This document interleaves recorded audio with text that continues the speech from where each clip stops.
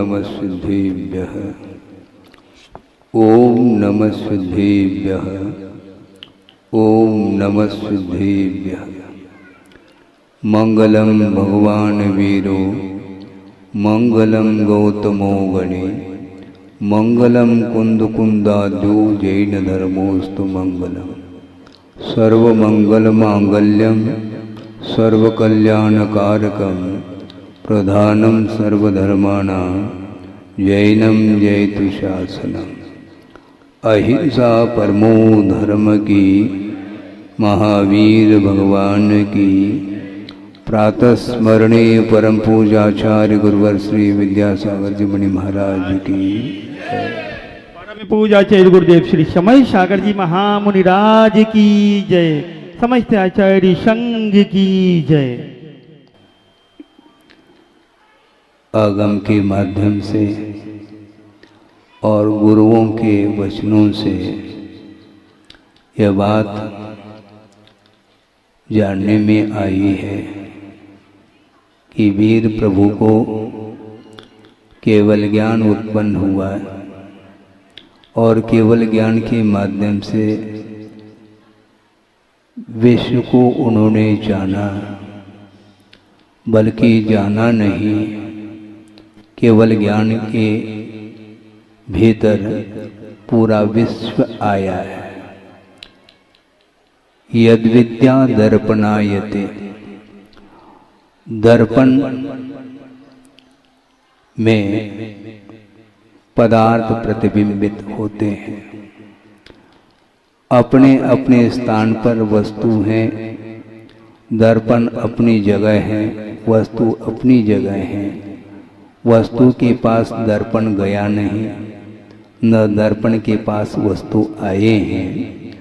यथावत स्थान में वो पदार्थ विद्यमान होते हुए भी दर्पण में एक विशेषता यह रहती है, उन सभी वस्तुओं को प्रतिबिंबित कराने की योग्यता उस आईने में आता दर्पण में हुआ करती है। उसी प्रकार यद विद्या, जिनकी केवल ज्ञान रूपी विद्या में ये तीन लोग अवतरित हो रहा है। केवल ज्ञान की विराटता देखो।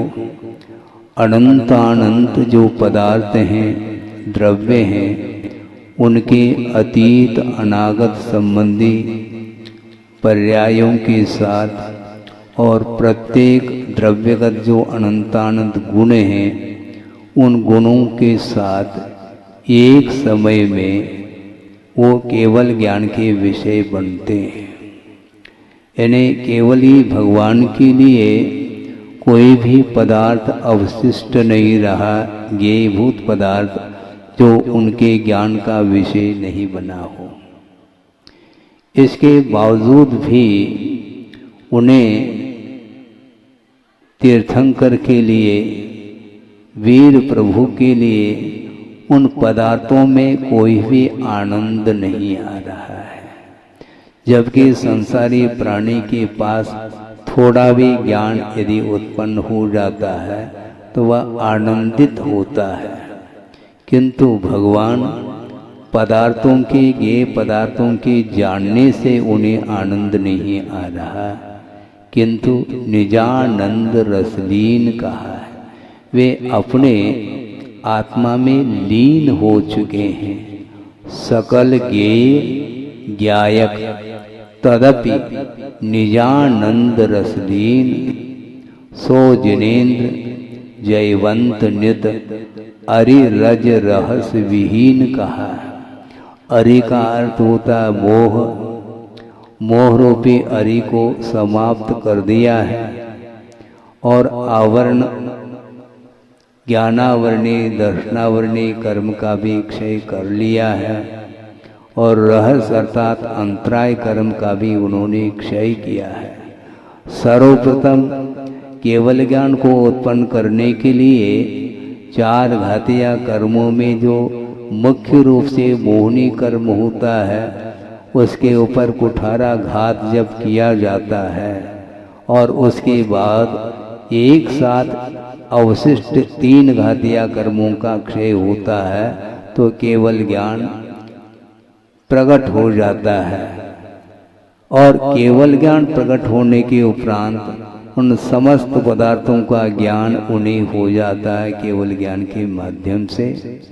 किंतु एक विशेष बात मैं आपके सामने रख रहा हूँ सिद्धांत के आधार से, वह ये है, सम्यक ज्ञान 5 प्रकार के हुआ करते हैं, जो पांचों ज्ञान प्रमाणभूत हुआ करते हैं, जिसमें मति ज्ञान, श्रुति ज्ञान, अवधि ज्ञान, मन परिज्ञान और केवल ज्ञान, ये जो 5 ज्ञान हैं, ये पांचों सम्यक ज्ञान हैं। इसके उपरांत भी इन पांचों ज्ञानों में एकमात्र श्रुत ज्ञान एक ऐसा ज्ञान है जो वस्तु की प्ररूपणा करता है। मति ज्ञान, अवधि ज्ञान, मन परिज्ञान और केवल ज्ञान, ये चारों ज्ञान पदार्थ को जान सकते हैं, जानते हैं, इसमें कोई दो राय नहीं है। किंतु वस्तु तत्व की विवेचना जो होगी, प्रतिपादन जो होगा, वह श्रुत ज्ञान के माध्यम से ही होता है। केवली भगवान ने केवल ज्ञान के माध्यम से एक साथ समस्त पदार्थों का ज्ञान कर लिया, किंतु केवल ज्ञान के माध्यम से वस्तु तत्व की प्ररूपणा संभव नहीं, मात्र ज्ञान होता है। और प्ररूपणा जो होगी वह श्रुत ज्ञान के माध्यम से होता है, जिसको द्वादशांग बोलते हैं। तो आज इस तिथि के दिन ये गुरु पूर्णिमा क्यों मना रहे हैं? क्योंकि केवल ज्ञान उत्पन्न होने के उपरांत भी सुनते हैं 66 दिन तक दिव्य ध्वनि खिरी नहीं। क्यों नहीं खिरी? खिराई जाती है क्या? खिराई नहीं जाती, किंतु खिरती है। किंतु 66 दिन तक दिव्य ध्वनि क्यों नहीं खिरी, एक प्रश्न खड़ा है, और उसका समाधान आज मिल जाएगा। गणधर परमेष्टि के अनुपस्थिति में दिव्य ध्वनि नहीं खिरी, इस प्रकार गुरुदेव के माध्यम से हमें जानकारी मिली है, और निश्चित रूप से आगम में कहीं न कहीं विषय आया होगा। कहाँ आया, क्या आया, ये विषय अलग है, किंतु गुरुदेव के मुख से कई बार ये सुनने को मिला है कि दिव्य ध्वनि नहीं करने का एकमात्र कारण यह रहा कि गणधर परमेष्टि की अनुपस्थिति, और अनुपस्थिति में दिव्य ध्वनि नहीं खिरी, क्योंकि दिव्य ध्वनि जो खिरती है वह निरक्षरी हुआ करती है, और निरक्षरी जो दिव्य ध्वनि है वो ओंकारात्मक हुआ करती है, ध्वन्यात्मक हुआ करती है। उसके माध्यम से उस दिव्य ध्वनि की जो गहराई है, जो मूर्तामूर्त पदार्थ को जान करके जानने के बाद जो दिव्य ध्वनि खिलती है, उसके बाद उसकी विराटता को स्पष्ट करने की क्षमता गणधर परमेष्टि में हुआ करती है, और गणधर परमेष्टि की अनुपस्थिति के कारण दिव्य ध्वनि नहीं घिरी, ऐसा यह चर्चा का विषय आता है। तो आज के दिन इंद्रभूति, वायुभूति और अग्निभूति, ये 3 हैं, और ये तीनों अनेक विद्याओं में पारंगत थे। 500 शिष्य उनके साथ चल रहे थे, ऐसा भी आगम में पढ़ने को मिलता है। 500 शिष्य उन तीनों से आकर्षित थे, क्योंकि इंद्रभूति, अग्निभूति और वायुभूति, इनके पास इतना विशाल ज्ञान था साहित्य के क्षेत्र में, सिद्धांत के क्षेत्र में, न्याय के क्षेत्र में, व्याकरण के क्षेत्र में, अन्य कलाओं में भी वे पारंगत थे, और विश्व के सामने अपने ज्ञान के माध्यम से आकर्षित करने का भाव उनका था, और जगह जगह जा करके अपने ज्ञान का प्रभाव डालते थे, किंतु वह लौकिक ज्ञान माना जाता है जिसके माध्यम से आत्मा का अथवा परमार्थ का ज्ञान नहीं हो पाता। परमार्थ का बोध कराने वाला जो ज्ञान होता है वह सम्यक ज्ञान की कोटि में आता है। तो महाराज उन तीनों के पास इतना विराटता को लेकर के ज्ञान था और लोगों को आकर्षित करते थे वो, इसके उपरांत भी उनके पास सम्यक ज्ञान नहीं माना जाएगा क्या? आप समझते किसको सम्यक ज्ञान? वस्तुतः आगम में ये ज्ञात हो जाता, आगम के माध्यम से मिथ्यात्व की भूमिका में, यानी जो मिथ्या दृष्टि है प्रथम गुण स्थान वर्ती है उसके पास भी 11 अंग और 9 पूर्व तक का ज्ञान हो सकता है, होता है। मैक्सिमम ज्ञान जिसको बोलते हैं क्षोभशबात्मक ज्ञान इतना होता है। इसके उपरांत भी उस ज्ञान के माध्यम से, उस द्रव्य स्रोत के माध्यम से दूसरे का कल्याण हो सकता है, इसमें कोई शक नहीं, किंतु उसके पास सम्यक ज्ञान फिर भी नहीं, क्योंकि भावात्मक जो ज्ञान होता है वह भी समीचीन होना आवश्यक होता है। दिया तले अंधेरा आप लोग बोलते हैं ना, दीपक के द्वारा इर्द गिर्द जो भी पदार्थ हैं वह प्रकाशित हो रहे हैं, किंतु दीपक के तल में अंधेरा है। उसी प्रकार 11 अंग 9 पूर्व के धारी हो करके भी मिथ्यात्व अवस्था में जो चलता है जीव, वह उसके आत्म तत्व को प्रकाशित वह नहीं कर पाता उस ज्ञान के माध्यम से, क्योंकि उसके पास श्रद्धान नहीं है। श्रद्धान के अभाव में ज्ञान वह सम्यक ज्ञान की कोटि में नहीं आता, वह मिथ्या ज्ञान की कोटि में आता है। इसलिए सम्यक ज्ञानम प्रमाणम ऐसी एक सूत्र, एक पंक्ति आती है, सूत्र आता है, समीचीन ज्ञान ही प्रमाण की कोटि में आता है। अन्यान्य जो लौकिक ज्ञान है वह प्रमाण की कोटि में नहीं आ सकते। तो ऐसी स्थिति में यत्र तत्र जाकर के प्रभावना कर रहे हैं अपनी दृष्टि से, और अहंकार के साथ वो चल रहे हैं तीनों। मेरे सामने विश्व में और कोई भी ज्ञानी, और कोई भी विद्वान, और कोई भी कला संपन्न नहीं है, इस प्रकार उनके अंदर भाव जागृत हुआ है। इसको बोलते हैं ज्ञान का मद। किंतु उस समय इंद्र, अपने सौधर्म इंद्र को चिंता होती है कि प्रभु को केवल ज्ञान तो हो गया, दिव्य ध्वनि खिर नहीं रही है, अब कैसे खिरेगी? कौन इस दिव्य ध्वनि के खिराने में निमित्त होगा? इसको उन्होंने शायद अवधि ज्ञान के माध्यम से जान लिया हो, और वो सीधा इस धरती पर आकर के उस व्यक्ति के पास पहुंच गए जिसकी चर्चा मैं कर रहा हूँ, इंद्रभूति। और उनके पास जाकर के कुछ ऐसे विषय रखें, उनको सुन करके वह विस्मित हो गए हैं। 6 द्रव्य है, 7 तत्व है, 9 पदार्थ हैं, 6 लेशाएं हैं, आदि आदि विषय उनके सामने रखने से उन्हें विस्मय हुआ। ये एक नया विषय मेरे सामने आया है, जो अभी तक हमने विश्व के लिए प्रकाश दिया अपने पास जो ज्ञान है उस ज्ञान के माध्यम से, किंतु ये कुछ अलग ही विषय लेकर के आए हैं। ये कौन आए हैं? वो इंद्र, और ब्राह्मण का रूप भेष बना करके आए हैं, और उनके सामने निवेदन कर रहे हैं कि इसका अर्थ अभी तक हमें समझ में नहीं आया राजन, इसलिए आप ही इसका समाधान दे पाएंगे। वो चकरा गए कि अभी तक यह विषय मेरे सामने नहीं आया। ऐसा कौन सा विद्वान होगा, ऐसा कौन सा ज्ञानी, कौन ज्ञानी होगा जो इसका समाधान दे पाएंगे।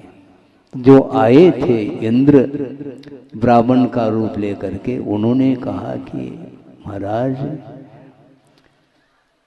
समोसन लगा हुआ है और प्रभु विराजमान हैं और उनके हम सारे सारे शिष्य हैं और वे प्रभु जिन्हें केवल ज्ञान हो गया किंतु दिव्य ध्वनि नहीं खीर पा रही है और ये सारे सारे गूढ़ जो विषय हैं इनका बोध हमें नहीं हो पा रहा है। इसलिए संसार में हमने कई व्यक्तियों को ढूंढा किंतु आप जैसे हमें किसी को हमने नहीं पाया, इसलिए आप चलिएगा।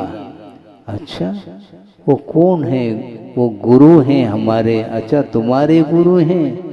तो तुम्हारे गुरु हैं तो हमारे भी गुरु वही कहलाएंगे, किंतु अभी तो मैं उनको गुरु के रूप में स्वीकार नहीं कर सकता, क्योंकि मेरे पास जो ज्ञान है शायद ही किसी के पास होगा। इस प्रकार उसके अंदर विचार चल रहे हैं। इसके उपरांत भी उस इंद्र ने जो कहा उनके कहे अनुसार वह पहुंच जाते हैं। कहाँ पर? समोशरण में अभी प्रवेश नहीं पाया। समोशरण के बाहर एक मानस स्तंभ, जो उत्तुंग मानस स्तंभ है, जिसमें चारों दिशाओं में 4 प्रतिमाएं विराज बिंब स्थापित हैं, उसका दर्शन उन्होंने किया तो झर झर झर झर जो कौन सा वो मद था अपने अंदर, वो झर झर करके वह सब समाप्त हो गया। अच्छा, ऐसा रूप है दिव्य रूप, इसको हमने अभी तक नहीं देखा, न देख सकूंगा। इस प्रकार विस्मित हो गए और आश्चर्यचकित हो गए। शायद उस मानस स्तंभ के दर्शन से ही सारा सारा मान उसका गलित हो गया और भीतर प्रवेश पाता है तो प्रभु का दर्शन होते ही अब कहना ही क्या है। इसके अलावा मेरे लिए संसार से तारने वाले, भव समुद्र से पार लगाने वाले और कोई भी व्यक्तित्व संभव ही नहीं। इस प्रकार उसके मन में विचार आने लगे और श्रद्धा का विषय बन जाता है।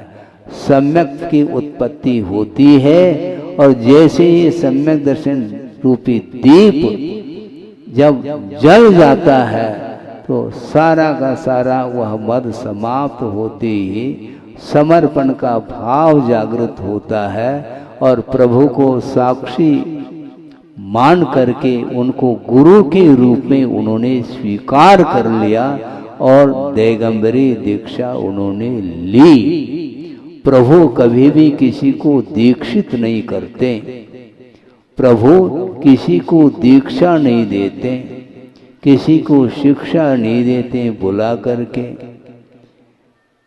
देने वाले कौन? कोई देने वाला नहीं। और वे प्रभु भी किसी से दीक्षित हुए हैं ऐसा नहीं, वे स्वयं ही दीक्षित हो जाते हैं, इसलिए उनको स्वयंभू बोलते हैं, स्वयं दीक्षित होते हैं। हालांकि उनका अतीत का जीवन, यानी तीर्थंकरों का जो अतीत का जीवन है वह जीवन किसी दूसरे केवले श्रुत केवले के पाद मूल में ही उनका जीवन व्यतीत होता है। क्योंकि तीर्थंकर प्रकृति का जो बंध होता है, कर्म सिद्धांत के अनुरूप आपके सामने विषय रखा जा रहा है कि तीर्थंकर प्रकृति का बंध सम्यक दृष्टि ही कर सकता है। सम्यव चित्त बंधो, सम्यक दृष्टि ही तीर्थंकर प्रकृति का बंध का अधिकारी होता है। तीर्थंकर प्रकृति का बंध का प्रारंभ करने वाला कोई जीव है तो वह मनुष्य है, देव नर की नहीं। हालांकि नर गति में भी और देव गति में भी तीर्थंकर प्रकृति का बंध होता है। बंध होना अलग, किंतु बंध का प्रारंभ कौन करता है तो वह कर्म भूमि का मनुष्य, उसमें भी नर शब्द का प्रयोग आता है। केवल दुगंते, केवली अथवा शुद्ध केवली के पाद मूल में जाकर के वह सम्यक दृष्टि जो कर्म भूमि का मनुष्य, उसमें भी जो पुरुष है वही षोडश कारण भावना के माध्यम से उनके सानिध्य में तीर्थंकर प्रकृति का बंध करता है। फिर कालांतर में जाकर के जब तीर्थंकर प्रकृति का उदय आता है उस समय केवल ज्ञान की उत्पत्ति होती है। तो प्रभु का जीवन वर्तमान में तो वो स्वयंभू रहे, किंतु अतीत में निश्चित रूप से उन्होंने गुरु को स्वीकार किया था। कहीं कोई भी अपवाद एक्सेप्शन नहीं है कि हम गुरु को स्वीकार न करें और हम भगवान बन जाएं। इस प्रकार भी समाज में सुनने को मिलता है विषय भक्त नहीं और भगवान बनेंगे, बन गए तुम भगवान। ऐसे थोड़ी भगवान बनते, पहला भक्त बनो। वक्त पर भक्त बनने की आवश्यकता है, और जब तक प्रभु के चरणों में समर्पण भाव तुम्हारा नहीं होगा तब तक न भूतो न भविष्यति, कभी भी भगवत पद की उपलब्धि संभव नहीं है। इस प्रकार उन्हें ये ज्ञान प्राप्त हो गया, इसी को बोलते हैं सम्यक ज्ञान, और वे गणधर पद पर आसीन हो जाते हैं। प्रभु ने उनको गणधर पद स्वीकार करो ऐसा नहीं कहा, किंतु जिसके अंदर योग्यता होती है उसको कोई रोकने वाला नहीं, क्योंकि जब तक उनकी उपस्थिति नहीं रही तब तक दिव्य ध्वनि खिरी नहीं। और जो ही प्रभु को, वीर प्रभु को उन्होंने गुरु के रूप में स्वीकार कर लिया और दिगंबर व्रत को अंगीकार कर लिया, श्रवण पद पर आरूढ़ हो गए, उसी समय दिव्य ध्वनि प्रारंभ होती। किंतु ये ध्यान रखो, उसी समय का अर्थ आज ही दिव्य ध्वनि खिरे ऐसा नहीं। आज तो गणधर परमेष्टि ने गुरु को स्वीकार कर लिया, प्रभु को, वीर प्रभु को उन्होंने गुरु के रूप में स्वीकार कर लिया और अपने आप को शिष्य के रूप में भी स्वीकार कर लिया। शिष्यत्व को स्वीकार करना बहुत कठिन होता है। मैं शिष्य हूं किसका? वीर प्रभु का शिष्य हूं। फिर दिव्य ध्वनि कब कीर्ति है? कल आने वाला है। श्रावण वदी प्रतिपदा के दिन दिव्य ध्वनि कीर्ति है, जिस दिन वीर शासन जयंती के रूप में मनाया जाता है। आज गुरु पूर्णिमा के रूप में आप मना रहे हैं। गुरु का अर्थ क्या होता है समझना बहुत कठिन है। कलाओं के माध्यम से विश्व को आकर्षित करना बहुत आसान है, और मिथ्या दृष्टियों की संख्या अधिक होती है सम्यक दृष्टियों की अपेक्षा से, और वो सारे सारे मिथ्या दृष्टि आकर्षित होते चले आ रहे थे किसके पास? इंद्रभूति, वायुभूति और अग्निभूति के पास। किंतु सम्यक दृष्टि कभी भी आकर्षित नहीं होता। सम्यक दृष्टि को आकर्षित करने वाले कौन हुआ करते हैं? तो मात्र देव ही हुआ करते हैं, प्रभु हुआ करते हैं। देव शास्त्र गुरु के प्रति आस्था का भाव जब जागृत होता है उसी समय वह ज्ञान सम्यक ज्ञान के रूप में परिवर्तित होता है, और सम्यक दर्शन के अभाव में वह अनादिकाल से वह ज्ञान मिथ्या ज्ञान के रूप में रहा। इसलिए अपना और पराया क्या है, वस्तु तत्व का स्वरूप जानने में नहीं आता। सोचो, विचार करो, क्योंकि शब्दों के माध्यम से अर्थ तक पहुंचना और उसके बाद भाव तक पहुंचना बहुत कठिन हुआ करता है। एक ही शब्द है, एक शब्द है और उसके कई अर्थ निकलते हैं, किंतु प्रासंगिक अर्थ को जानने की क्षमता सम्यक ज्ञान के अलावा अन्य ज्ञान में ये संभव ही नहीं। इसलिए वस्तु तत्व को समझने के लिए पहले शब्दार्थ, फिर नयार्थ, मतार्थ और आगमार्थ, फिर बाद में भावार्थ की बात आती है। पहले शब्द का तो अर्थ लगाओ, पहला किस शब्द का क्या प्रासंगिक अर्थ है, और प्रासंगिक अर्थ का बोध जिसे नहीं है उसके माध्यम से मिथ्यात्व की परंपरा चल सकती है और चल रही है। ये ध्यान रखो। महाराज आप क्या कह रहे हैं? स्पष्ट नहीं हो पा रहा, हो जाएगा, थोड़ा सा धैर्य रखो। एक उदाहरण के माध्यम से हम उस विषय को पुष्ट करना चाहेंगे कि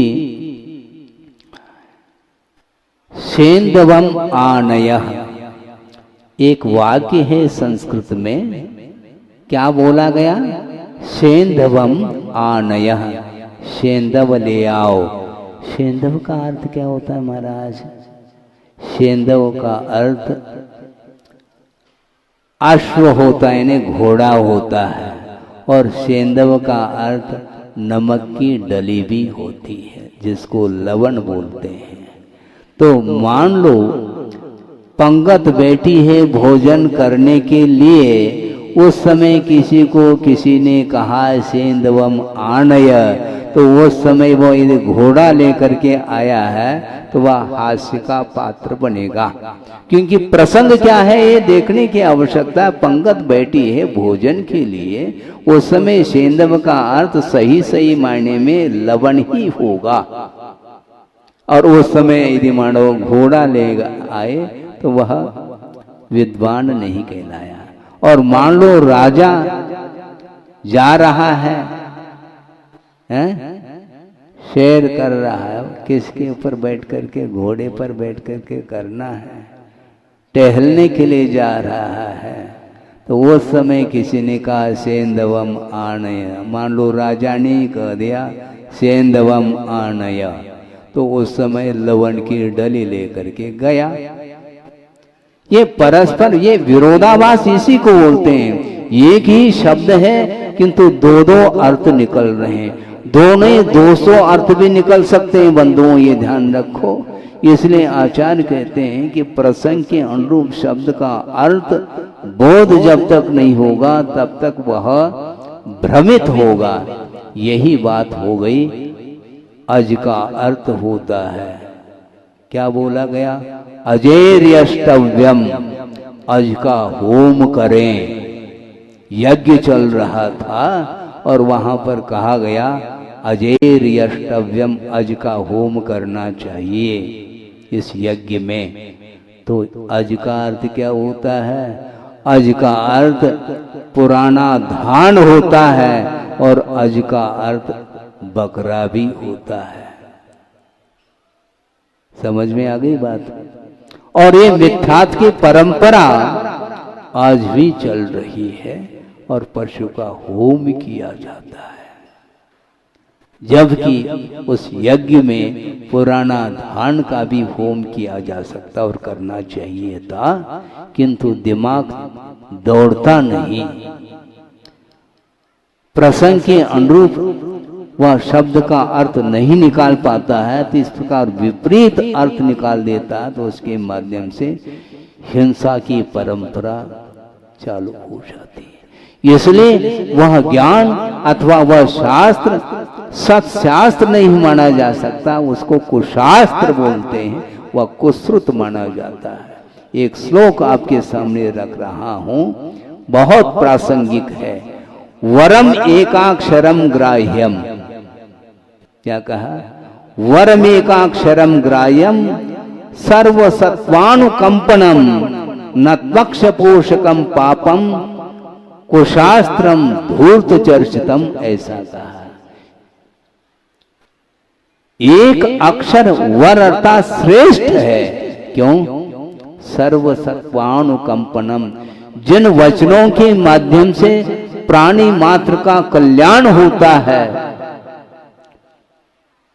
दया भाव जिन वचनों में है, वह एक अक्षर भी क्यों न हो, वह हमारे लिए ग्राह्य है और श्रेष्ठतम है। किंतु न तो अक्षपोषकम, जो इंद्रिय के विषयों का पोषण करने वाला जो वचन है, वह हमारे लिए ग्राह्य नहीं है, श्रेष्ठ नहीं है, किंतु पाप का समर्थन करने वाला शास्त्र वह कुशास्त्र माना जाता है। वो धूर्तों के द्वारा वह लिखा गया है, ऐसा कहा गया है आगम में। न त्वक्ष पोषकम पापम कुशास्त्रम धूर्त चर्चितम, ऐसा कहा। सोचो, विचार करो। इसलिए शास्त्र का स्वाध्याय किया करो। समीचीन जो आगम है, आर्ष प्रणीत जो ग्रंथ हैं, आर्ष का अर्थ होता है ऋषियों के द्वारा जिन ग्रंथों की रचना की गई है वही आगम है। बाकी सारा का सारा वह आगमाभास माना गया है, क्योंकि पाप का समर्थन करने वाला वह ज्ञान सम्यक ज्ञान की कोटि में नहीं आ सकता। किंतु जो धर्म का समर्थन करता है वही वस्तुतः आगम माना जाता है। तो आगम की रचना करने वाले गणधर परमेष्टि हुआ करते हैं। आज उन्होंने गणधर परमेष्टि ने प्रभु को गुरु के रूप में स्वीकार किया और अपने आप को गुरु का शिष्य के रूप में स्वीकार कर रहा है। वो वस्तुतः इसलिए बहुत ज़्यादा लंबा चौड़ा ज्ञान हो तभी कल्याण होता है, ये धारणा निकाल दीजिए आप। थोड़ा बहुत भी ज्ञान हो, अल्प भी हो, एक अक्षर का भी ज्ञान क्यों न हो, किंतु वह ज्ञान समीचीन होना चाहिए। वही केवल ज्ञान को प्रकट कराने में सक्षम सिद्ध होता है, उसमें सामर्थ्य है। इसलिए 11 अंग और 9 पूर्व तक ज्ञान रख रहा है। वह द्रव्य स्रोत सम्यक होने के उपरांत भी उसके अंदर वस्तु तत्व के प्रति श्रद्धा नहीं होने के कारण अथवा विपरीत श्रद्धा होने के कारण वह स्वयं सम्यक दर्शन से वंचित रहता है। इसलिए वो मद के साथ चल रहे थे। मेरे सामने और कोई भी जगत में विद्वान नहीं है, कोई कला संपन्न नहीं है, इस प्रकार की उसकी धारणा बनी हुई थी। और उस विपरीत ज्ञान का इतना प्रभाव पड़ा लोगों के ऊपर, 500 व्यक्ति उनके अनुयायी हो गए, भक्त बन गए। किंतु होनहार जिसका जैसा होता है वैसा ही होता है। बाप जैसा बेटा, उनके पास विपरीतता थी, इसलिए उसका प्रभाव जिनके ऊपर पड़ा उनके अंदर भी विपरीतता आ गई है। इसलिए सोच विचार करके धारणा बना लेनी चाहिए। इसलिए आर्ष प्रणीत ग्रंथ का आप अध्ययन करना प्रारंभ करो और आस्था के साथ, समर्पण भाव के साथ, आदर और भक्ति पूर्वक, बहुमान के साथ यदि स्वाध्याय करते हैं, निश्चित रूप से वह अनादिकालीन जो मोह की परंपरा है वह टूट सकती है। नहीं है तो भगवान भी उतर करके आ जाए तो आपको सम्यक दर्शन प्राप्त नहीं करा पाएंगे। क्योंकि जब तक हमारे भीतर विपरीतता बनी रहेगी तो क्योंकि भगवान भी क्या करेंगे, क्योंकि भगवान आपके सम्यक के उत्पत्ति में निमित्त बन सकते हैं, वो भी बहिरंग निमित्त के रूप में स्वीकार किया है। हाँ, अंतरंग तो अपना उपादान होता है। यदि उनके द्वारा ही एकांत से कल्याण होता तो अभवी का भी कल्याण आज तक हो गया होता, किंतु नहीं हो सकता। क्यों? नेचर का परिवर्तन संभव नहीं है। इसलिए यदि विपरीतता आई है तो उस विपरीतता को दूर करने के लिए अपने को सम्यक ज्ञान का ही आधार, आश्रय, आलंबन लेना होगा। इसलिए थोड़ा बहुत भी क्षोभम हो जाए कोई बाधा नहीं। कई व्यक्ति कहते हैं कि महाराज हम तो अज्ञानी ठहरे, हमारे पास कोई ज्ञान है ही नहीं, हम ककारा नहीं जानते। कोई बाधा नहीं, घबराओ नहीं। अच्छा महाराज हमारा भी कल्याण हो जाएगा? हाँ बिल्कुल हो जाएगा। कौन कहता नहीं होता है? आखिर ज्ञान बोलते किसको? अजेर अष्टव्यम का अर्थ उन्होंने अज का अर्थ बकरा ले लिया, तो ऐसी स्थिति में सम्यक ज्ञान माना जाएगा क्या? वो नहीं है। किंतु जो अर्थ सही सही प्रासंगिक अर्थ निकालता है, वह सम्यक ज्ञानी की कोटि में आता है। इसलिए आपके पास थोड़ा बहुत भी ज्ञान हो, किंतु समीचीन ज्ञान होना चाहिए जिसके माध्यम से संसार का विच्छेद हो सके। ऐसे ऐसे भी आगम ग्रंथों में उदाहरण मिलते हैं कि एक छोटा सा उदाहरण आपके सामने रख दूं, जिनका नाम है शिवभूति है। शिवभूति मुनि का उदाहरण जगह जगह मिलता है। उनके पास कोई भी श्रुत ज्ञान द्रव्य के रूप में श्रुत ज्ञान नहीं था, आगम का ज्ञान नहीं था, और उनके गुरु परेशान हो गए। पढ़ाते पढ़ाते पढ़ाते, शिक्षा देते देते देते, फिर भी उनके अंदर वह ज्ञान उतर नहीं पा रहा है और परेशान हो गए। अब क्या किया जाए? नमोकार मंत्र का भी बोध नहीं है उन्हें। अब इनको क्या दें, कैसे इनका इसका कल्याण कैसा हो?